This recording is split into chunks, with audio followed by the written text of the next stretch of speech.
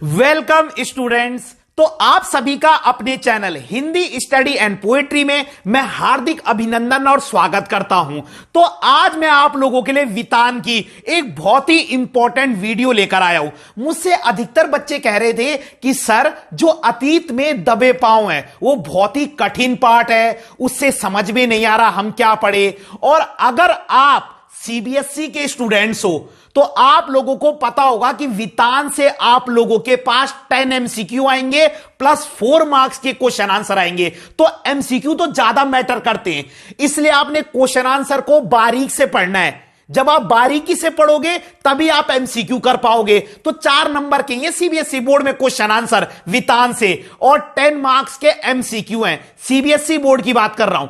Clear हो गया? तो आपको चैप्टर ऐसे पढ़ना है कि एमसीक्यू भी कर लो। आप 3 चैप्टर है आपके पास वितान में और 10 एमसीक्यू हैं जो आपको करने पड़ेंगे। इन 3 पार्ट से आएंगे और 4 नंबर के क्वेश्चन आंसर भी हैं। तो आपने क्वेश्चन आंसर को ऐसे पढ़ना है कि हमारे एमसीक्यू भी क्लियर हो। खाली क्वेश्चन आंसर पढ़ के भी कोई फायदा नहीं है, क्योंकि आपको उसे बारीकी से पढ़ना है। इन्हीं के अंदर से एमसीक्यू भी छुपे हैं। ठीक है? तो मैं आपको इस वीडियो में प्रीवियस ईयर क्वेश्चन भी करा रहा हूं, एनसीईआरटी के क्वेश्चन भी करा रहा हूं और एमसीक्यू के बेसिस पे समझाऊंगा। तो अगर आपको ठीक से पढ़ना है तो आप वीडियो को जरूर देखिए। हो सकता है वीडियो थोड़ी लंबी हो जाए, पर इससे बहुत कुछ आने वाला है और ऑलमोस्ट सब कुछ आने वाला है।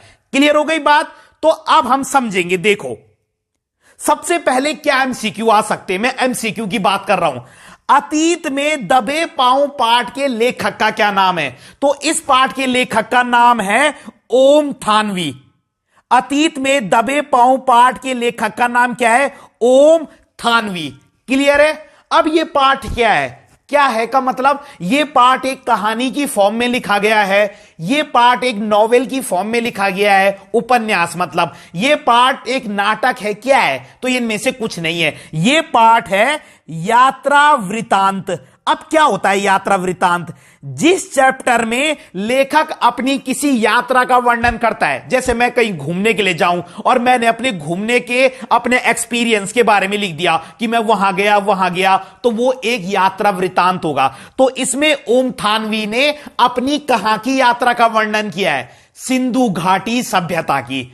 लेखक सिंधु घाटी सभ्यता जाता है और वहां के 2 प्रमुख नगरों के बारे में उसने इस चैप्टर में बताया है। एक है हड़प्पा, दूसरा है मोहनजोदड़ो, जिसको आप मोहनजोदाड़ो भी कहते हो, एक ही बात है।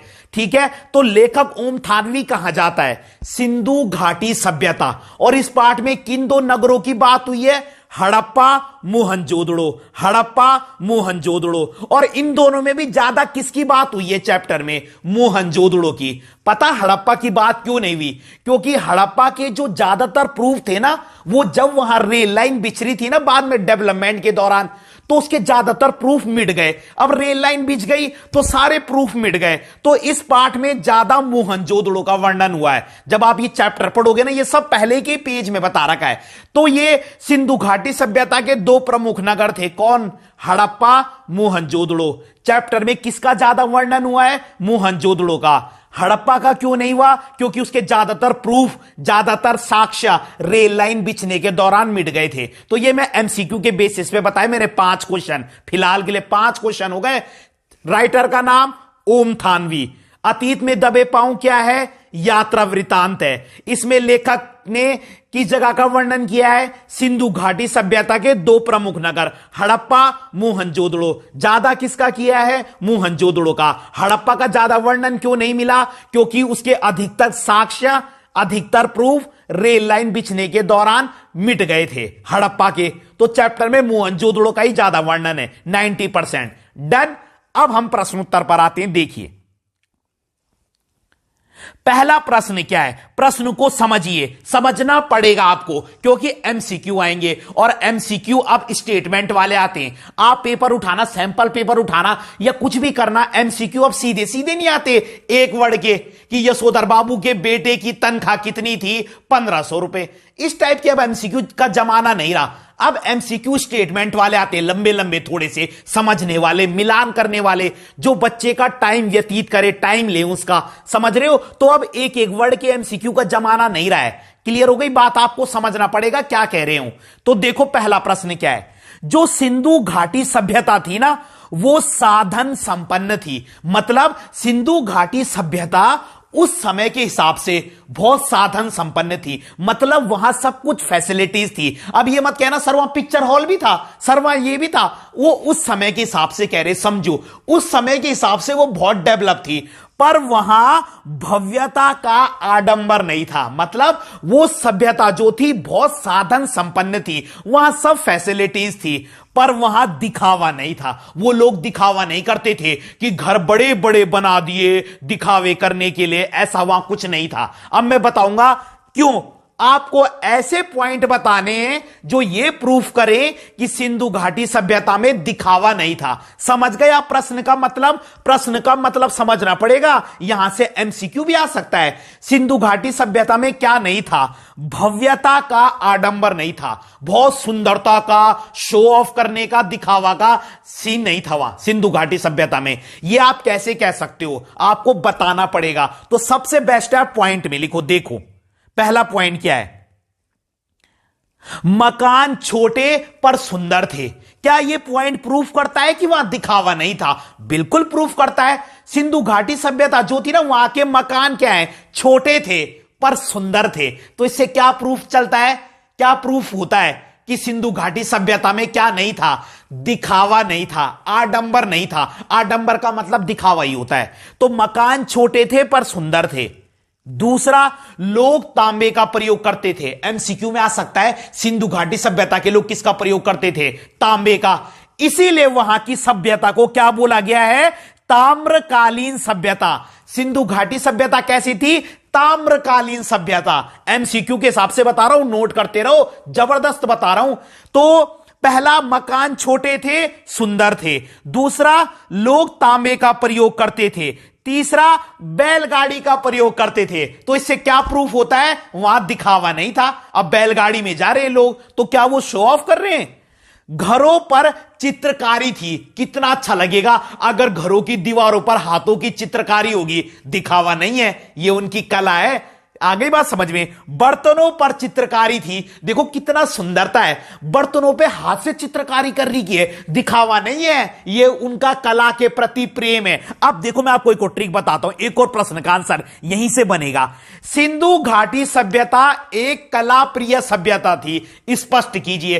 कला का मतलब वो लोग कला को प्यार करते थे। कैसे? उसमें ये पॉइंट ऐड हो सकते हैं। वहां के घरों पर अच्छे अच्छे पशु पक्षियों के चित्र बने हुए थे। वहां की बर्तनों पे पशु पक्षियों के चित्र बने हुए थे। ठीक है। और सबसे इंपॉर्टेंट एक और एमसीक्यू आ सकता है, वहां के मकान ग्रिड शैली पर बने थे। यह बहुत इंपॉर्टेंट है। सिंधु घाटी सभ्यता में वहां के जो मकान थे वो ग्रिड शैली पर बने थे। यह इसमें भी आएगा और कला वाले पॉइंट में भी आएगा और एमसीक्यू में भी आएगा। ये सारे पॉइंट ऐसे हैं ना जो आप किसी भी क्वेश्चन में फिट कर सकते हो। मैंने ये आंसर खुद से क्रिएट करें, एक्यूरेट एकदम। एमसीक्यू में भी जाते हैं और दूसरे प्रश्नों में भी जाते हैं। अगला, वहां बहुत इंपॉर्टेंट पॉइंट है, वहां छोटे छोटे औजार मिले हैं पर हथियार नहीं मिले। यह पॉइंट इससे स्पेशल एक क्वेश्चन बनता है कि सिंधु घाटी सभ्यता ना अनुशासन प्रिय थी। आप कैसे कह सकते हैं कि सिंधु घाटी सभ्यता एक डिसिप्लिन सभ्यता थी? तो उसमें यह पॉइंट आता है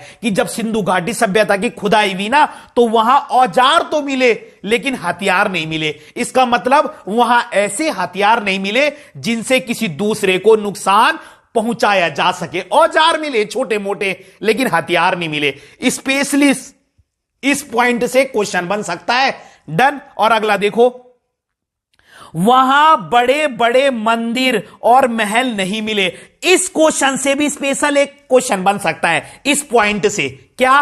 कि जो सिंधु घाटी सभ्यता थी ना, वो ना तो राज पोषित थी ना धर्म पोषित थी। मतलब ना तो वहां कोई बड़े बड़े मंदिर मिले। इसका मतलब यह नहीं है कि वहां के लोग किसी पर्टिकुलर राजा को मानते थे। वहां की सभ्यता कोई धर्म पर नहीं चलती थी, वहां सभी लोग मिलकर रहते थे। मतलब वहां किसी स्पेशल राजा का राज नहीं था, वहां के सब लोग एक दूसरे के साथ मिलकर रहते थे। इसलिए वहां की सभ्यता समाज पोषित थी। एमसीक्यू के हिसाब से बता रहा हूं, सिंधु घाटी सभ्यता कैसी थी? समाज पोषित थी। समाज पोषित का मतलब होता है सारी सोसाइटी के लोग आपस में मिलके रहते थे। वहां ना तो बड़े बड़े मंदिर मिले हैं और ना किसी स्पेशल मतलब बड़े बड़े महल मिले हैं। तो ना वहां की सभ्यता राज पोषित थी ना धर्म पोषित थी।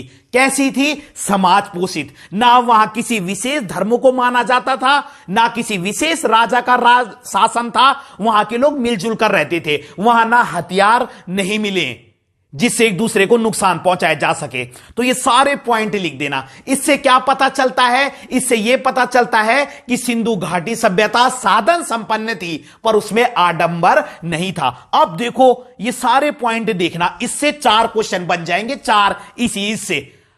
और एक बात और बता दूं, आपको बड़े बड़े आंसर नहीं लिखने, वहां पे वर्ड लिमिट दी होगी, 2 मार्क्स के क्वेश्चन आ रहे हैं।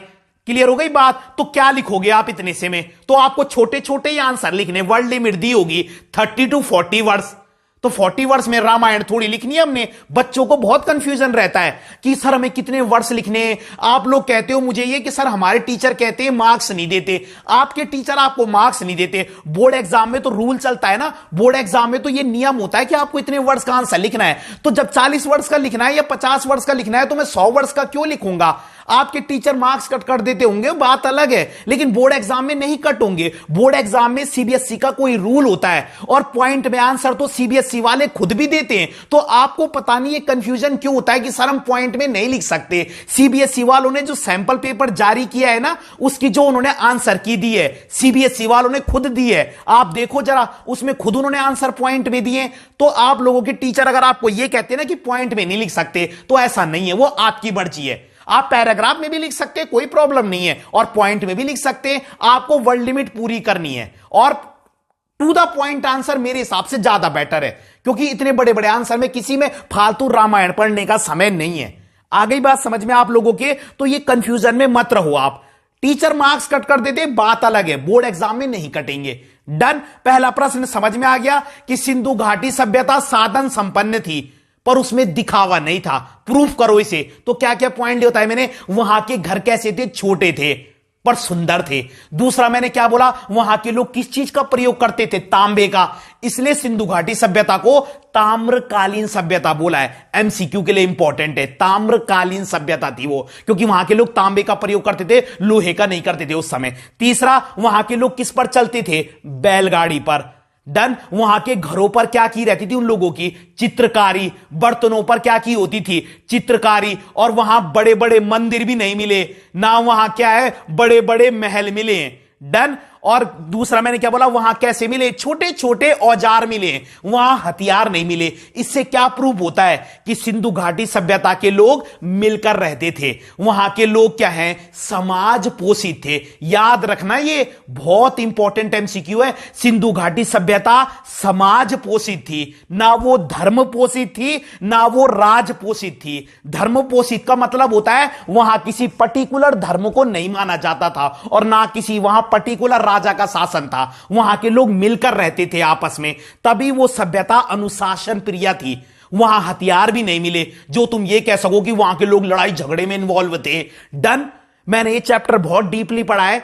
आ गई बात समझ में? तो मैं आपको बहुत बारीक बता रहा हूं, मैं शॉर्टकट पे बिलीव नहीं करता हूं। डन। क्योंकि बात 10 एमसीक्यू की भी है तो मुझे आपको अच्छे से एक्सप्लेन करना है। अब आगे देखो, एक ही प्रश्न में 4 प्रश्न है ये। इसमें वो भी आएगा, सिंधु घाटी सभ्यता के लोग कला को प्यार करते थे। ऐसे कोई प्रश्न होगा तो सारे वो पॉइंट लिख देना कि वहां छोटे छोटे घर थे पर वो सुंदर थे। वहां के घरों पर लोग चित्रकारी करते थे, वहां के बर्तनों पर वहां के लोग चित्रकारी कर देते थे। वहां हथियार नहीं मिले, वहां के लोग मिलजुल कर रहना पसंद करते थे। अब आपको तो छोटे छोटे आंसर लिखने वर्ड लिमिट के हिसाब से, तो एक्स्ट्रा की जरूरत नहीं है। और अगर वो ये पूछेंगे कि सिंधु घाटी सभ्यता ना राज पोषित थी ना धर्म पोषित थी बल्कि समाज पोषित थी, स्पष्ट कीजिए। तो इसमें क्या लिखोगे? ना वहां किसी विशेष राजा का शासन था, ना वहां कोई विशेष धर्म को माना जाता था, ना वहां कोई बहुत बड़े बड़े मंदिर मिले। इसका मतलब इससे यह साबित होता है कि वहां के लोग मिलजुल कर रहते थे। ना वहां किसी राजा का शासन था पर्टिकुलर, मतलब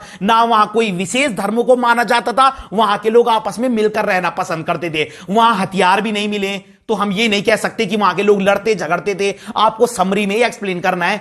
डन। अब आगे देखो दूसरा प्रश्न। पहला प्रश्न समझ गए, अब देखो आ गया वही प्रश्न। देखो, सिंधु सभ्यता की खूबी उसका सौंदर्य है। सिंधु घाटी सभ्यता की जो खूबी है ना, वो उसकी सुंदरता है। जो राज पोषित धर्म पोषित ना होकर समाज पोषित थी। ऐसा क्यों कहा गया है? तो वही पॉइंट लिखने हैं आपने कि सिंधु घाटी सभ्यता में छोटे मकान थे पर सुंदर थे, लोग तांबे का प्रयोग करते थे, घरों पर चित्रकारी करते थे, बर्तनों पर चित्रकारी करते थे, वहां के मकान ग्रिड शैली पर बने। ये बहुत इंपॉर्टेंट है। अब आप बोलोगे सर ये तो फिर पहले ही क्वेश्चन का आंसर बता दिया आपने। नहीं, मैंने देखो एंड में वो चीज भी ऐड करनी की है जो मेन चीज है इसकी, ये वाली, कि वहां के लोग ना किसी राजा को मानते थे ना किसी विशेष धर्म को मानते थे, वहां सब मिलकर रहते थे। तो लो, हो गया हमारा पॉइंट प्रूफ। हमारे दोनों पॉइंट प्रूफ हो गए। देखो कैसे, पहले वाले 5 पॉइंट पढ़कर तो यह प्रूफ हो गया कि सिंधु घाटी सभ्यता की खूबी क्या थी, उसकी सुंदरता थी। ये सारे पॉइंट वही तो प्रूव करते हैं। वहां के मकान छोटे थे, सुंदर थे, वहां के लोग घरों पर चित्रकारी करते थे, वहां के लोग बर्तनों पर चित्रकारी करते थे, वहां के लोग तांबे का प्रयोग करते थे, वहां जो है छोटे छोटे औजार मिले, हथियार नहीं मिले हैं, ठीक है, वहां के मकान ग्रिड शैली पर बने। इसमें आप और भी पॉइंट ऐड कर दो, सारे कर दो पीछे वाले। वो हमने इसलिए ऐड करे क्योंकि हम यह प्रूव करना चाहते हैं कि सिंधु घाटी सभ्यता की खूबी उसकी सुंदरता है। देखो प्रश्न में उन्होंने दिया तो है पहला स्टेटमेंट, पहली लाइन वही है, तो उसका आंसर लिखा हमने। अब मेन प्रश्न तो उनका यह है कि सिंधु घाटी सभ्यता ना राज पोषित थी ना धर्म पोषित थी। समझो, मतलब राज पोषित का मतलब है वहां किसी विशेष राजा का शासन नहीं था, और ना किसी धर्म पोषित का मतलब वहां किसी विशेष धर्म को भी नहीं माना जाता था। समाज पोषित का मतलब होता है वहां के लोग मिलकर रहना पसंद करते थे, समाज की तरह, एक सोसाइटी की तरह, और वहां हथियार भी नहीं मिले जिससे तुम ये कह सको कि वहां के लोग लड़ाई झगड़ा पसंद करते थे। डन। तो दूसरा प्रश्न भी क्लियर है। अब देखो तीसरा है, पुरातत्व के किन चिन्हों के आधार पर आप ये कह सकते हैं कि सिंधु घाटी सभ्यता, देखो वही प्रश्न जो मैं बता चुका हूं, ताकत से शासित होने की अपेक्षा समझ से अनुशासित थी। मतलब सिंधु घाटी सभ्यता जो थी ना, वो ताकत से नहीं बनी थी, बल्कि वो क्या थी, समझ से अनुशासित थी। वही है इसमें पॉइंट कि वहां क्या मिले। देखो सिंधु घाटी सभ्यता की खुदाई से पता चलता है कि यहां के लोग मिलजुल कर रहते थे, यहां के लोग मिलजुल कर रहते थे, यहां छोटे छोटे औजार मिले पर हथियार नहीं मिले, यहां के लोग जाति के नाम पर भेदभाव नहीं करते थे, यहां के लोग धर्म के नाम पर भेदभाव नहीं करते थे। ठीक है, तो वही है। तो बस ये 4 पॉइंट है, सारे मिला के लिख दो कि आप कैसे कह सकते हो कि सिंधु घाटी सभ्यता समझ से अनुशासित थी, या समझ से विकसित थी, या समझ से बनी थी। तो यही तो लिखेंगे हम कि वहां क्या है, खुदाई में ऐसी कोई चीज नहीं मिली जिससे हम ये कह सके कि वहां के लोग लड़ाई झगड़ा करते थे, वहां के लोग किसी विशेष धर्म को मानते थे, वहां के लोग किसी विशेष राजा को मानते थे, क्योंकि ऐसा कुछ मिला ही नहीं है। ना वहां कोई हथियार मिले हैं, ठीक है, ना वहां कोई बड़े बड़े महल मिले हैं। तो कैसे कह सकते हो आप? तो इसमें वही पॉइंट लिखने, देखो यहां छोटे छोटे औजार मिले, हथियार नहीं मिले। सिंधु घाटी सभ्यता की खुदाई से पता चलता है कि यहां के लोग मिलजुल कर रहते थे, यहां के लोग जाति के नाम पर नहीं लड़ते थे, यहां के लोग धर्म के नाम पर नहीं लड़ते थे, यहां कोई विशेष राजा का शासन नहीं था, ठीक है, यहां कोई बड़े बड़े महल नहीं मिले हैं। तो बस इसका मतलब वहां की सभ्यता कैसी थी, समझ से रहती थी। ठीक है, वो ताकत पर बिलीव नहीं करते थे कि एक दूसरे को मार दिया और अपना शासन कर लिया, नहीं, वहां के लोग मिलकर रहते थे। डन। लिख दोगे सारे पॉइंट, वही है सारे पॉइंट। अगला प्रश्न बहुत इंपॉर्टेंट है, यह आता है, क्या हम सिंधु घाटी सभ्यता को जल संस्कृति कह सकते हैं? ये 2-2, 3-3 साल में आ रखा है, पिछले से पिछले साल भी आया था और शायद पिछले साल भी आया था ये, कि सिंधु घाटी सभ्यता को आप जल संस्कृति कह सकते हो। तो बिल्कुल कह सकते हैं हम, बहुत इंपॉर्टेंट है। हां, हम सिंधु घाटी सभ्यता को जल संस्कृति कह सकते हैं, क्योंकि आधा उत्तर तो प्रश्न से ही लिख देना है, स्टार्टिंग के वहीं से करनी है। वो कह रहे क्या आप सिंधु घाटी सभ्यता को जल संस्कृति कह सकते हो? तो कहना हां, हम सिंधु घाटी सभ्यता को जल संस्कृति कह सकते हैं, क्योंकि अब इससे एमसीक्यू भी आएंगे और उत्तर भी आएंगे।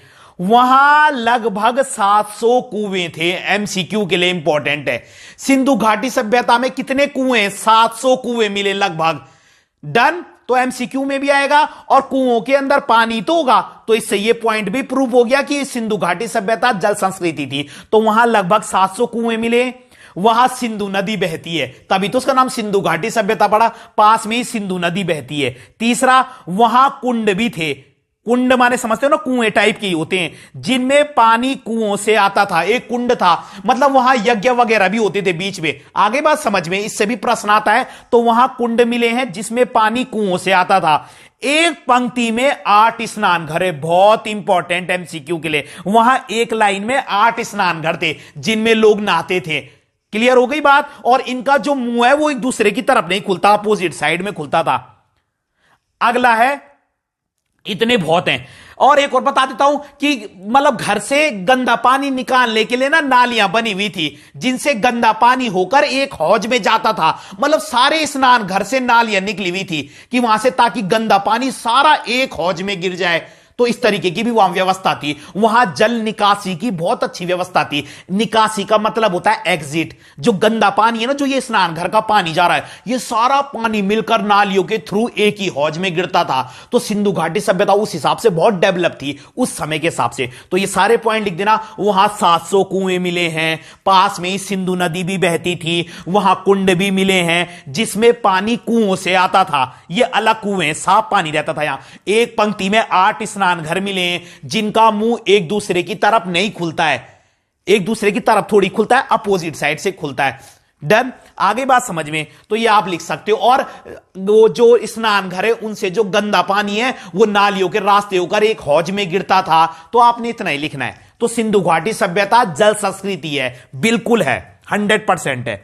देखो अगला वही वाला पॉइंट आ गया। देखो एक और जो मैं बता चुका हूं, सड़क के दोनों तरफ नालियां बनी हुई थी, इन नालियों से गंदा पानी एक हौज में गिरता था। ये पिछले वाले का ही पॉइंट है जो मैं आपको बता चुका हूं। तो 5 पॉइंट तो बहुत है कि सड़क के दोनों तरफ नालियां बनी हुई थी जिनसे गंदा पानी एक हौज में जाता था, और वही स्नान घर का वो गंदा पानी। तो सड़क के दोनों तरफ क्या बनी थी? नालियां। और इवन वहां के लोग नालियों को भी ढककर रखते थे। डन। आगे देखो, यह प्रश्न भी बहुत इंपॉर्टेंट है, यह भी आता है बोर्ड में। अभी तक हमने सिंधु घाटी सभ्यता के मेरिट्स गिनाए, अच्छी बातें। अब सिंधु घाटी सभ्यता को लो प्रोफाइल सभ्यता कहने के क्या कारण थे? अब आपने वहां के डिमेरिट भी बताने थोड़े से कि उस सभ्यता को लो प्रोफाइल क्यों बोला गया कि भाई ये लो प्रोफाइल है, तो कुछ तो रीजन वो भी है। तो लिखना पहला पॉइंट, लोग लोहे का प्रयोग नहीं करते थे। समझो, मैंने बताया था ना वहां के लोग तांबे का प्रयोग करते थे, तो ये उनका एक डिमेरिट हो गया कि वहां के लोग लोहे का प्रयोग नहीं करते थे, ना वो जानते थे। दूसरा,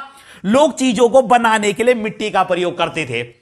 अब ये भी एक माइनस पॉइंट है, उस समय इतना डेवलपमेंट नहीं था, तो वहां के लोग चीजों को बनाने के लिए मिट्टी का प्रयोग करते थे। ये बहुत इंपॉर्टेंट क्वेश्चन है, और मैंने कितने इजी पॉइंट्स रखे हैं कि सिंधु घाटी सभ्यता को लो प्रोफाइल क्यों कहा गया है। पहला, वहां के लोग लोहे का प्रयोग नहीं करते थे। दूसरा, मैंने क्या बोला? वहां के लोग चीजें बनाने के लिए मिट्टी का प्रयोग करते थे। तीसरा, लोग छोटे छोटे औजारों का प्रयोग करते थे। वही ये उनका वैसे प्लस पॉइंट भी है और माइनस पॉइंट भी है कि वहां के लोग छोटे छोटे औजारों का प्रयोग करते थे।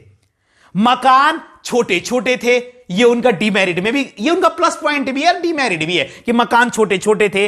तकनीक का विकास नहीं हुआ था, उस समय टेक्नोलॉजी का विकास नहीं हुआ था, और आने जाने के लिए बैलगाड़ी का प्रयोग करते थे। ये सारे उनके माइनस पॉइंट हो गए। कितने सरल हैं, ये प्लस में भी है कुछ पॉइंट और माइनस में भी है। दोबारा पढ़ ले एक बार, यही प्रश्न आएंगे। सॉरी, सिंधु घाटी सभ्यता को देखो, इनमें से कितने सारे एमसीक्यू भी बन रहे हैं। सिंधु घाटी सभ्यता लो प्रोफाइल क्यों थी? सॉरी, एक तो वहां के लोग लोहे का प्रयोग करते थे, लोहे का प्रयोग नहीं करते थे, तांबे का प्रयोग करते थे, तो वहां के लोग लोहे का प्रयोग नहीं करते थे। दूसरा, वहां के लोग चीजें बनाने के लिए मिट्टी का प्रयोग करते थे, तो यह भी थोड़ा डिमेरिट है। तीसरा, वहां के लोग छोटे छोटे औजारों का प्रयोग करते थे, यह डिमेरिट में भी आ गया। वहां के मकान छोटे छोटे थे, यह डिमेरिट में भी आ गया। तकनीक का विकास नहीं हुआ था उस समय, टेक्नोलॉजी का, यह भी डिमेरिट है। और आने जाने के लिए लोग बैलगाड़ी का प्रयोग करते थे, तो यह कहीं ना कहीं डिमेरिट भी है। और यह मैंने प्लस में भी लिखाया था कि सिंधु घाटी सभ्यता में दिखावा नहीं था, तो यह वहां पर शूट हो रहा है, यहां भी हो रहा है। कितने इजी पॉइंट्स है। अगला प्रश्न, ये बहुत इंपॉर्टेंट है। सिंधु सभ्यता को देखकर लेखक को राजस्थान की याद क्यों आ जाती है? अब यह प्रश्न ऐसे भी आ सकता है कि राजस्थान और सिंधु घाटी सभ्यता में क्या सिमिलैरिटी है, क्योंकि जब लेखक वहां घूम रहा था ना, तो उसको सिंधु घाटी सभ्यता को देखकर राजस्थान की याद आ गई। तो कुछ तो प्लस, मतलब दोनों में सिमिलर पॉइंट होंगे, सिंधु घाटी सभ्यता में और राजस्थान में। अब ये क्वेश्चन देखो, ये भी इंपॉर्टेंट है। देखो, तो बेसिकली क्या क्या पॉइंट थे, बहुत सारा सरल पॉइंट बताऊंगा। सिंधु घाटी सभ्यता और राजस्थान का मौसम एक सा है, तो बेसिकली एक सेम पॉइंट क्या है, दोनों जगह का मौसम एक सा है। दूसरा, सिंधु घाटी सभ्यता में कुएं होते हैं और राजस्थान में भी कुएं होते हैं। देखो कितने इजी पॉइंट है, दोनों जगह का मौसम सेम होता है, दोनों जगह कुएं पाए जाते हैं। तीसरा, सिंधु घाटी सभ्यता और राजस्थान दोनों जगह में ज्वार और बाजरे की खेती होती है। ज्वार और बाजरा, ज्वार बाजरा, ज्वार बाजरा याद रखना, ये तीन कितने इजी पॉइंट है। दोनों जगह का मौसम सेम है, दोनों जगह कुएं मिलते हैं, दोनों जगह ज्वार और बाजरे की खेती होती है। एमसीक्यू में भी आ सकता है, ठीक है। और सिंधु घाटी सभ्यता में लोग बैलगाड़ी का प्रयोग करते हैं और राजस्थान के लोग ऊंट गाड़ी का प्रयोग करते हैं, तो दोनों जानवरों पर बेस गाड़ियां हो गई। तो देखो कितने सरल पॉइंट है, चारों याद हो गए, रिवीजन कर लें।